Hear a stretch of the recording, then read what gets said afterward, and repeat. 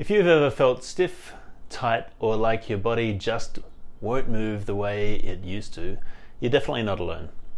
One of the most common things people tell me is, I've been stretching every day, but I don't seem to be getting anywhere.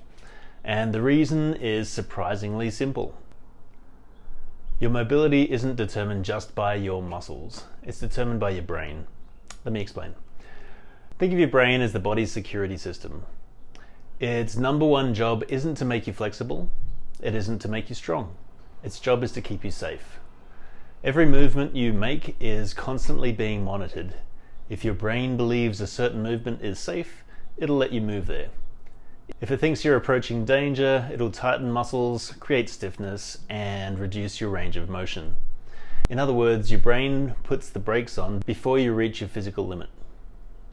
That's why forcing yourself deeper into a stretch often doesn't work. In fact, sometimes it has the opposite effect because you're convincing your nervous system that the movement isn't safe. So where does gentle myofascial release come in? One of the things fascia does is transmit tension throughout the body. Over time, injuries, repetitive movements, poor posture, surgeries, stress, or simply not moving enough can create restrictions within the fascial network. Imagine wearing a sweater that's shrunk in the wash. You can still move, but every movement feels a little restricted. You can tug on one sleeve all day long, but until the whole fabric releases, you're still fighting against it. That's what fascial restrictions can feel like. Gentle myofascial release helps release those restrictions.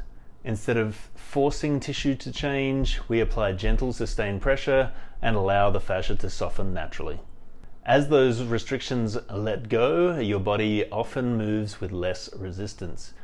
But that's only half the story. The other half is teaching your brain that this new movement is safe. Think about it like this. Imagine you've lived in a house with a doorway that's only 5 feet tall.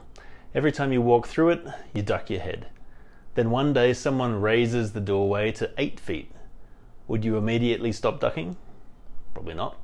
Your body has learned a habit. The same thing happens after releasing fascial restrictions. Your body may now have the ability to move further, but your nervous system hasn't necessarily updated its software yet. That's where movement comes in.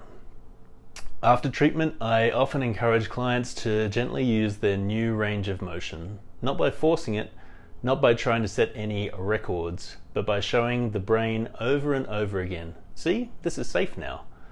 That's how lasting change happens. Now let's talk about strengthening, because this is another place where people often get stuck. There's a concept in exercise science called progressive overload. It's simply the idea that if you want your body to adapt, you need to challenge it a little more than it's used to. But here's the important part. More isn't always better. If the weight is too heavy, your brain senses threats. Instead of moving well, it'll recruit extra muscles, create tension, hold your breath, and often compensate with poor movement patterns. It's like trying to learn a bike while someone keeps pushing you down the hill. Your brain isn't learning good control, it's just trying to survive. On the other hand, if the resistance is too light, your brain has no reason to adapt. Nothing changes because the challenge isn't meaningful enough. What we're looking for is the sweet spot. Enough resistance to tell the body we need to get stronger, but not so much that the nervous system feels threatened.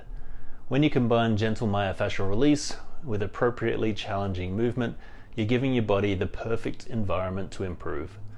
The restrictions are reduced, the nervous system feels safe, the brain begins trusting the new range of motion.